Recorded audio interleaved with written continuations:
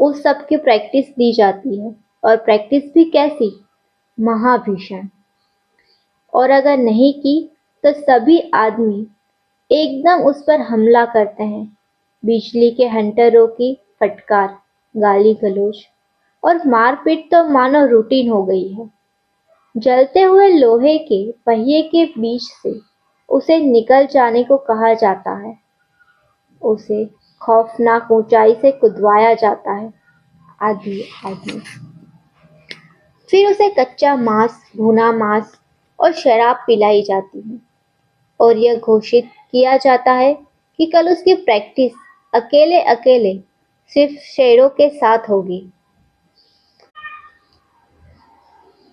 शीघ्र ही इम्तिहान का चरम क्षण उपस्थित होता है। वह रात भर भयंकर दुःस्वप्न देखता रहता है। वैसे तो सर्कस की उसकी पूरी जिंदगी एक भीषण दुःस्वप्न है, किंतु कल रात का उसका सपना दुःस्वप्न के भीतर का एक भीषण दुःस्वप्न है, जिसे वह कभी नहीं भूल सकता। वह सुबह उठता है तो विश्वास नहीं कर पाता है कि वह इंसान है। चले गए वे दिन जब वह किसी एक मित्र को किसी का पुत्र था। पेट भूखा ही क्यों न सही, आंखों को सुंदर दृश्य देख सकती थी। और वह सुनहली धूप, आह कैसी खूबसूरत, उतनी ही मनोहर जितनी सुशीला की त्वचा। लेकिन वह अपने पर ही विस्मित हो उठा।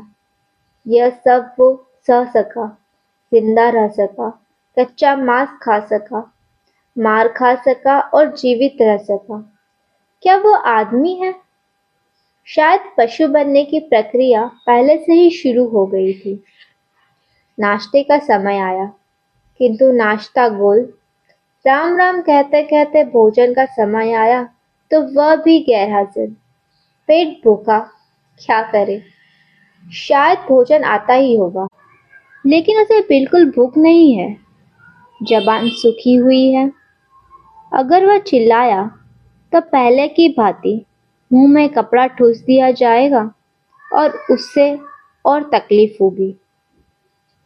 खैरियत इसी में है कि वह चुप रहे और आराम से सांस ले। एकाएक सामने का एक बड़ा भारी पिंजरा खुला। अब तक उसमें कुछ नहीं था, लेकिन अब उसमें एक बड़ा डरावना शेर हलचल करता हुआ दिखाई दे रहा था।